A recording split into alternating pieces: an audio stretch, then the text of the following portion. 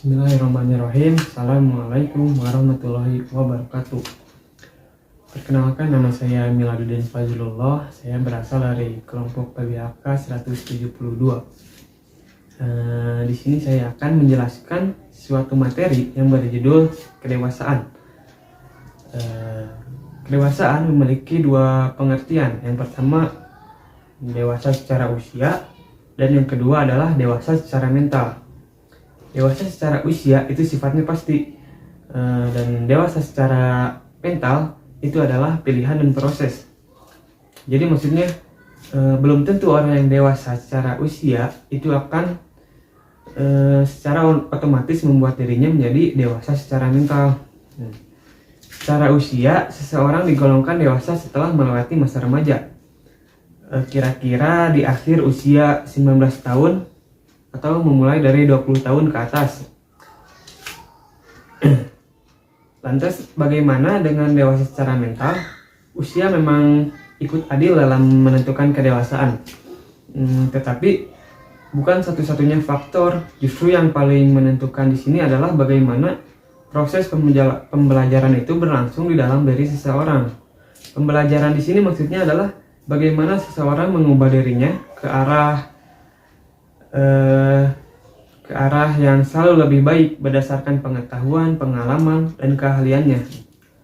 Dalam literatur psikologi, orang disebut dewasa ketika sudah memiliki ciri-ciri sebagai berikut. Yang pertama, punya sense of self yang semakin kuat. Misalnya bisa mengambil keputusan untuk dirinya tanpa mengendalikan orang lain, layaknya anak-anak. Yang kedua, dapat menjalin hubungan dengan orang lain secara sehat atau hangat, baik secara khusus ataupun umum.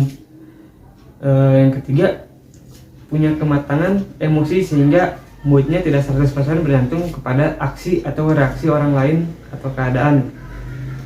Yang keempat, bisa menerima dirinya secara sehat dan seimbang.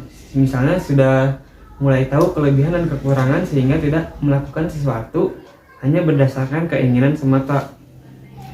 Yang kelima, bisa membuat pendapat, persepsi, dan bertindak sesuai dengan kenyataan di luar dirinya. Dan yang terakhir, bisa menjalani hidup sesuai dengan hukum kehidupan yang berlaku sehingga harmonis hidupnya. Jadi, pendeknya gini, kedewasaan mental itu ditandai dengan kemampuan seseorang dalam mengelola konflik atau perbedaan antara harapan dan kenyataan, antara diri dan orang lain, antara diri dan kehidupan. Anak kecil akan menanggapi perbedaan itu dengan menangis, dan sedangkan remaja akan menanggapi dengan marah atau ngambek misalnya.